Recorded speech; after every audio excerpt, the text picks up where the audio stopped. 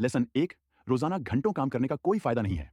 क्या आपको लगता है कि आप अपने समय का भरपूर फायदा उठा पा रहे हैं, या फिर आपका पूरा समय बस भाग-दौड़ और जैसे-तैसे अपने काम पूरे करने में चला जाता है?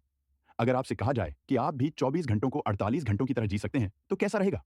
अगर आप 80-20 के नियम पर चलते हैं, तो ऐसा ज़रूर कर सकते हैं। कहा भी जाता है, आपकी 20% मेहनत 80% नतीजे देती है। 20% आर्ट वर्क की वजह से 80% सेल होती है, और दुनिया के 20% लोग इसकी 80% दौलत बनाते हैं। ये किताब बताती है कि इसी सिद्धांत की बुनियाद पर आप किस तरह अपनी ज़िंदगी बदल सकते हैं। आप अपनी ज़िंदगी के वो हिस्से पहचान जाएंगे जहां इस नियम की मदद से आपकी राह आसान हो जाएगी और ज़िंदगी जीने का मज़ा पहले से कहीं बढ़ जाएगा। तो चलिए शुरू करते हैं।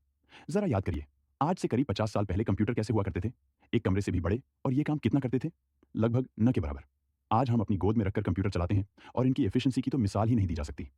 जिस तरह से कंप्यूटर में बदलाव आए हैं, वो इंसानों पर भी लागू हो सकते हैं, यानी डूइंग मोर विद लेस। अगर खेती किसानी के इतिहास पर नजर डाली जाए, तो ये बात आसानी से समझी जा सकती है।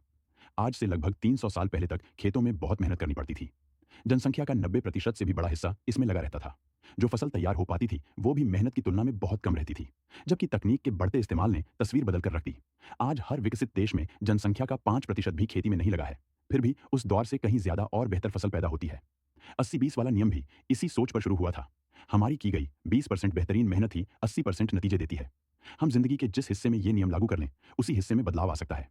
हमें लगता है कि हम जितनी देर मेहनत करेंगे, उतनी देर प्रोडक्टिविटी बनी रहेगी। जबकि सच तो यह है, काम का नतीजा समय पर नहीं, उसे करने के तरीके और एफर्ट्स पर निर्भर करता है। जैसे मान लीजिए, आप कोई फ्रीलांसर हैं और आपको 1 हफ्ते के अंदर एक प्रोजेक्ट पूरा करना है। अगर आपने भी खुद को 1 हफ्ते की डेडलाइन दी, तो आप टाल-मटोल करने लगेंगे। आपको लगेगा कि अभी तो पूरा हफ्ता पड़ा है, समय कहाँ भागा जा रहा है। इस तरह आप ज़रूरी काम करने की जगह इधर-उधर की चीज़ों में उलझ जाएंगे। लेकिन आपने खुद को सिर्फ 1 दिन की डेडलाइन दे दी, तो आप पूरी तरह उस प्रोजेक्ट में ही लगे रहेंगे और कोई दूसरी बात आपके ध्यान में भी नहीं आएगी। इस तरह आपका काम भी पूरा हो जाएगा और आपके पास बहुत सा वक्त भी बच जाएगा। अब आप जैसे चाहें इस वक्त को खर्च करें। आगे समझते हैं कि आप किस तरह 20-20 के नियम को हर जगह अपने हक में इस्तेमाल कर सकते हैं। लेसन 2। सबसे पहले एक टारगेट बनाइए और फिर उस तक पहुंचने का रास्ता और सफर शुरू कर दीजिए। यह कदम बिल्कुल वैसा है जैसे आप कोई वेकेशन की प्लानिंग करते हैं। आप सबसे पहले कोई जगह तय करेंगे कि मुझे यहाँ घूमने जाना है। इसके बाद आप ये तय करेंगे कि वहाँ पहुँचना कैसे है, यानी फ्लाइट, बस, होटल बुकिंग वगैरह। इसके बाद आप घूमने चले जाएंगे। बहुत आसान है ना? 80/20 का नियम भी सच में इतना ही आसान है। आप भी सबसे पहले एक डेस्टिनेशन तलाश करिए।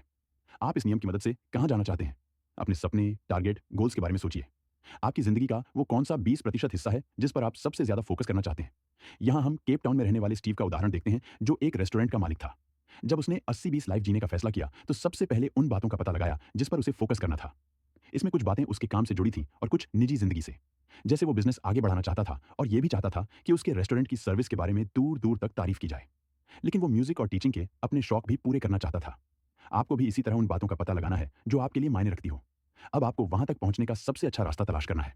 जैसे स्टीव के पास भी ढेरों रास्ते थे। वो नया स्टाफ हायर कर सकता था, रेस्टोरेंट में ऑफर रख सकता था, हर शाम म्यूजिक की क्लास ले सकता था और किसी एनजीओ से जुड़कर बच्चों को पढ़ा सकता था। लेकिन उसने तय किया कि वो पहले से मौजूद स्टाफ को ट्रेनिंग देगा ताकि वो और बेहतर सर्विस दे पाए। उसने स्टाफ के बच्चों के लिए रेस्टोरेंट के साथ ही एक नर्सरी खोल दी, जहां वो खुद 1 घंटे उन बच्चों को पढ़ाने लगा। स्टाफ भी पहले से ज्यादा लगन से काम करने लगा। उसने अपने रेस्टोरेंट में ही एक म्यूजिशियन रख लिया। ये आइडिया उसके ग्राहकों को बहुत पसंद आया। इस तरह स्टीव का बिजनेस पहले से तेज चलने लगा। स्टीव भी हर वीकेंड उसी से म्यूजिक लेसन लेने लगा। उसे काम से दूर होने की जरूरत भी नहीं पड़ी। उसका अपना फायदा भी हुआ और वो बहुत से लोगों की जिंदगी भी बेहतर बना पाया। आपके सामने भी कई रास्ते होंगे, पर आपको यह देखना होगा कि कौन सा रास्ता सबसे अच्छा है, यानी जहां आपकी मेहनत और समय भी कम लगे पर नतीजा सबसे अच्छा आए। लीक से हटकर सोचिए, आपको एक बेहतर सेल्समैन बनना है। इसके लिए आप किताबें पढ़ सकते हैं, कोई कोर्स ज्वाइन कर सकते हैं, कोई सर्टिफिकेट ले सकते हैं, किसी ऑफिस में इंटर्नशिप या नौकरी कर सकते हैं।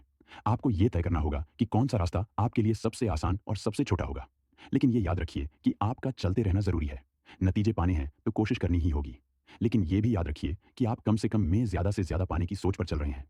लेसन 3। अपना हैप्पीनेस आइलैंड पहचानिए। नेचुरल रिसोर्स की कमी पर हर तरफ चर्चा होती है, लेकिन समय की कमी से भी तो हम सब जूझ रहे हैं। ये वाकई बहुत कीमती है। लेकिन 20 का नियम जिस चीज पर सबसे ज्यादा असर करता है वो है आपका वक्त। अब आप चाहे कोई पेंटर हो, शेफ या फिर पोस्टमैन, अगर आपने ये तय कर लिया कि आप कड़ी मेहनत करके अपना काम जल्द से जल्द खत्म कर लेंगे, तो आपका काम भी बेहतर होने लगेगा और खाली समय की भरमार होने लगेगी। सोच तो बहुत अच्छी है, पर इसे हकीकत में कैसे बदला जाए? अपने हैप्पीनेस और अचीवमेंट आइलैंड्स का पता लगाइए। हैप्पीनेस आइलैंड दिन भर में वो वक्त होता है जब आप सबसे ज्यादा खुश महसूस करते हैं। अचीवमेंट आइलैंड्स वो वक्त होता है जब आप सबसे ज्यादा क्रिएटिव और प्रोडक्टिव होते हैं। जब आपको ये दोनों पता लग जाते हैं, तब अपना आउटपुट बहुत बढ़ा सकते हैं। रिचर्ड एडम्स ने भी यही किया। वो ब्रिटिश सिविल सर्विस में अधिकारी थे। उनको लंबे घंटों तक ये बोरिंग नौकरी करनी पड़ती थी, लेकिन काम खत्म करने के बाद उनके पास खुशी के ढेरों पल होते थे।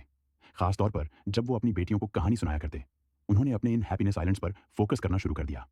वो इन कहानियों को लिखने लगे और इसे वाटरशिप डाउन नाम की किताब की शक्ल दे दी। ये उनकी बेस्ट सेलिंग किताब बन गई। अगर वो किताब लिखने के लिए सही समय का इंतजार करते तो शायद कभी सफलता नहीं मिल पाती। इसलिए समय की कमी का रोना छोड़कर समझदारी दिखाइए और जितना समय आपके हाथ में है उसे अपनी मुट्ठी में कर लीजिए। एक ना एक दिन चमत्कार हो जाएगा। लेसन 4, 80-20 के नियम से बचत और निवेश करके अपना गोल पूरा करें। आपने ये तो सुना ही होगा कि अमेरिका की 80% दौलत वहां के 20% लोगों के पास है। इनमें से ज्यादातर लोगों ने 80-20 के नियम से ही ये दौलत कमाई है। यानी आप थोड़े से पैसे लगाकर मनचाहा भंडार बना सकते हैं। उन्होंने कंपाउंडिंग पर भरोसा किया, यानी पैसे पर पैसा बनाना। आप भी इस तरह समझदारी से पैसा बना सकते हैं, जैसे लॉन्ग टर्म के लिए स्टॉक मार्केट में इन्वेस्ट करना। कुछ समय ऐसा भी हो सकता है जब आपका इन्वेस्टमेंट ज्यादा न बढ़े, पर लंबे समय तक इन्वेस्टमेंट बनाए रहेंगे तो आपका फायदा जरूर होगा। जैसे वर्ल्ड वॉर 2 के बाद एन श्राइबर नाम की एक महिला ने मार्केट में $5000 लगाए थे। साल 1995 में, यानी लगभग 50 साल बाद वो पैसे बढ़कर $22 मिलियन बन चुके थे। इन्वेस्टमेंट के लिए आपको कुछ कैपिटल तो चाहिए। अगर आप थोड़ी थोड़ी बचत करते रहें तो ये इतना मुश्किल भी नहीं होगा।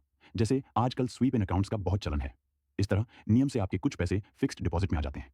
आप एसआईपी भी कर सकते हैं, जिसमें अकाउंट से ही सीधे सीधे स्टॉक मार्केट में नियमित रूप से इन्वेस्टमेंट हो जाता है। आपका एक रूटीन भी बना रहता है, डिसिप्लिन भी, और भूलने की गलती भी नहीं होती। स्टीव और हेलेन नाम का एक कपल $60,000 का एक मकान खरीदना चाहते थे। ये उनका 8 ही 20 गोल था। उनकी सालाना आमदनी मिलकर $78,000 होती थी। महीना खत्म होने पर उनके पास कुछ बचता भी नहीं था, यानी कोई बचत नहीं हो पा रही थी। उन्होंने भी हर महीने अपनी सैलरी से 10% अपने अकाउंट में जमा करने शुरू कर दिए। 6 साल बाद उनके पास $66,000 जमा हो गए थे। इस तरह वो घर भी खरीद पाए और मनचाहे तरीके से उसे सजा भी पाए। लेसन 5, सबको खुश रखने की जगह उनको खुश रखिए जो आपके लिए मायने रखते हों।